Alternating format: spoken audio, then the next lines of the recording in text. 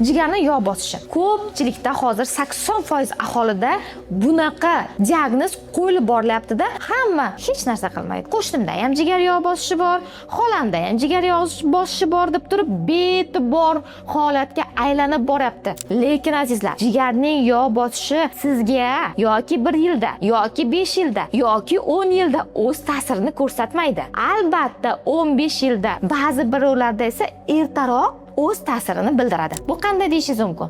Jigarning yog' bosishi deganda o'zi nima tushuniladi? Bu yog' bosish jigarniki. Jigar bizdagi eng katta santexnik a'zo hisoblanadi. Ya'ni tanamizdagi butun kerakli, keraksiz narsalarni ajratib beradigan eng katta zavod hisoblanadi. Jigarning yog' bosishi degani zavodni musorlar bilan to'lib ketdi degani. Zavodda agar musorlar to'lib ketadigan bo'lsa, zavoddagi ishlab chiqarilayotgan mahsulot o eshikdan chiqarib yuborguncha yo'l bo'lish kerak-ku. O'sha yo'l bo'lmay qoladi.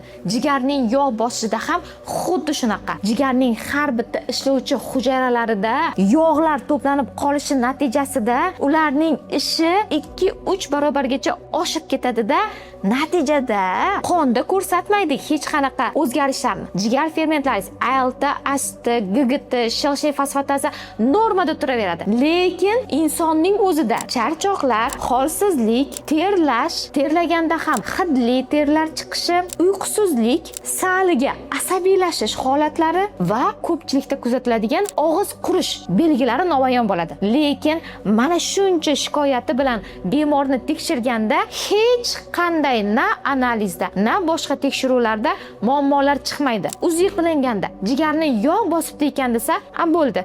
Jigarni yog' bosgandan o'lmayman deydi-da, yana davom etadi. Lekin bilingizlar, jigarni yog' bosganda qachon yog' bosish bo'ladi? Qachonki jigar siz yeyotgan ovqatlaringizni keraksizini chiqarib yuborishga vaqti yetmayotganda o'zida keyin mana shu keraksiz mahsulotlar yog'ga aylanib to'plana boshlaydi. Bu qanday bo'ladi? Bunga siz qanday sababchi bo'lasiz? Bu har 2-3 soatda tinimsiz ovqatlar. Oldindan xalqimizda bekorga aytilmagan. Roza tana uchun eng foydali davr hisoblanadi. Nima uchun? Roza Ramazon oyida biz o'sha bir kun davomida ovqat yemagan vaqtimizda jigar va boshqa a'zolarimizda o'z-o'zini tozalash ishlari ketadi. Xuddi biz mana uyimizda hech kim bo'lmaganda ayollar generalniy uborka qilamiz-ku, xuddi shunaqa a'zolarimizda o'z-o'zini tozalash ketadi. Yog'lar o'sha paytida, kun davomida ochlik paytida bizda yig'ilib qolgan yog'larni energiya, yoqilg'i sifatida ishlata boshlaydi. Ayniqsa birinchi o'rinda jigar.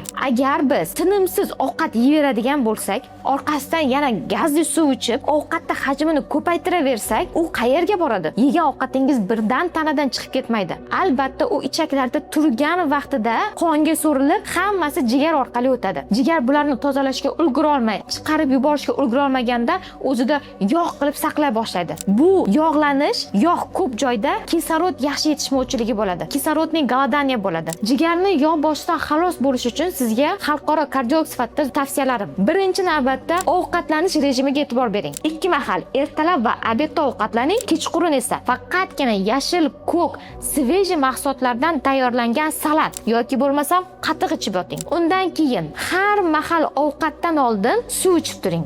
Hech qachon ertalab va obedgacha bo'lgan vaqtda ovqat yemang, ya'ni perikuslarni olib tashlang va albatta kechqurun ovqatdan 1 soatdan keyin kamida 1 soat yurib keling. 3 oyda jigaringiz yog' darajasi bitta darajaga tushadi.